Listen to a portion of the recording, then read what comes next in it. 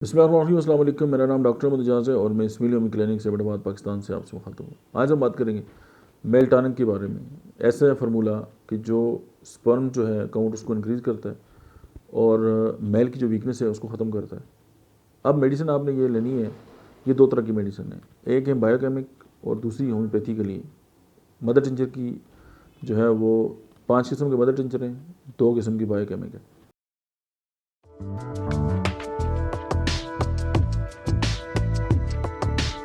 सबसे पहले वीनस टैबा मदर टिंचर, ट्राइबोलस टेस्टस मदर टिंचर, सेलेक्स नाइग्रा क्यू यानी mother tincture, ashwagandha mother tincture, सेबल्सरी लोटा मदर टिंचर, ये सारे मिला लें। 5 ml सारी लें, 5 ml 5 ml 5 ml 5 ml 5 ml, ये आपने एक जगह इकट्ठी कर ली।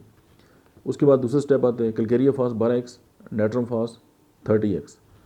इसमें इन दो मेडिसिन को इकट्ठा कर लें, 5 मिलीग्राम 5 मिलीग्राम, ये हो गई।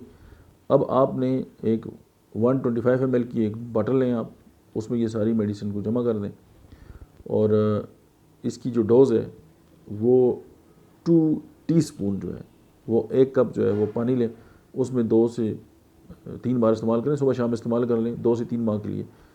आप हैरान हो जाएंगे कि आपका ये इशू जो है वो किस तरह एड्रेस होता है। दूसरी बात ये कि जितने लोगों के भी स्पर्म कम होते हैं वो उनको हर वक्त ये वहम होता है, मेडिसिन जो ही इस्तेमाल करते हैं वो 10 दिन बाद टेस्ट करा लेते हैं, महीने बाद टेस्ट करा लेते हैं। नो, आप ये प्रॉपर 3 माह इस्तेमाल करें, उसके बाद टेस्ट कराएं। क्योंकि स्पर्म की अपनी एक लाइफ है, अपने उसका एक लाइफ साइकिल है। तो मतलब है समझें कि ये 60-70 दिनों से पहले आपको रिज़ल्ट प्रॉपर मिल ही नहीं सकते। तो इसको आप इस तरह इस्तेमाल करेंगे और थोड़ा सा पैशनेट होके।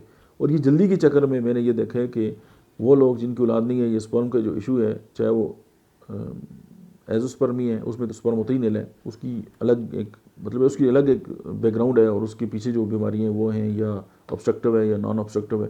लेकिन जो ओलिगोस्पर्मी है या कोई वीकनेस है या उसके साथ या स्ट्रेस या इस तरह के कोई इश्यूज़ हैं वो एड्रेस हो जाते हैं, लेकिन उनको जल्दी होती है और ये जल्दी होने के चक्कर में वो 10-10 साल तक इलाज कराते हैं और किसी एक डॉक्टर के पास टिकते नहीं हैं। किसी से सुनी सुनाई दूसरे के पास चले गए, दूसरे से सुना दूसरे के पास चले गए। तो ये इश्यूज़ जो है वो होते रहते हैं। इसके साथ मोस्ट प्रॉब्लम यही है कि अगर औलाद नहीं है तो वेरिकोसील का मसला हो सकता है, हाइड्रोसील का मसला हो सकता है, वहाँ पे कोई सिस्ट हो सकता है। तो उन तमाम चीज़ों को जो किसी भी वजह से यानी कि जो स्पर्म की जो ग्रोथ है या प्रोडक्शन है उसको मुतासर करते हैं, उसको एड्रेस करने की ज़रूरत है। हर बार जो है वो ताकत की मेडिसिन या हार्मोन की मेडिसिन देने की ज़रूरत नहीं होती।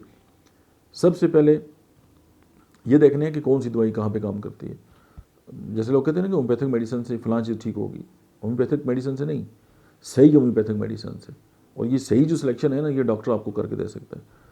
और कुछ लोग ये समझते हैं कि उनको अगर मेडिसिन की जो है वो फीचर्स पता चल गए या उनको पता चल गया कि कौन सी दवाई क्या काम करती है और वो उसको जो है वो इस्तेमाल करेंगे और ठीक हो जाएंगे, तो ये गलतफहमी अपनी दूर कर लें।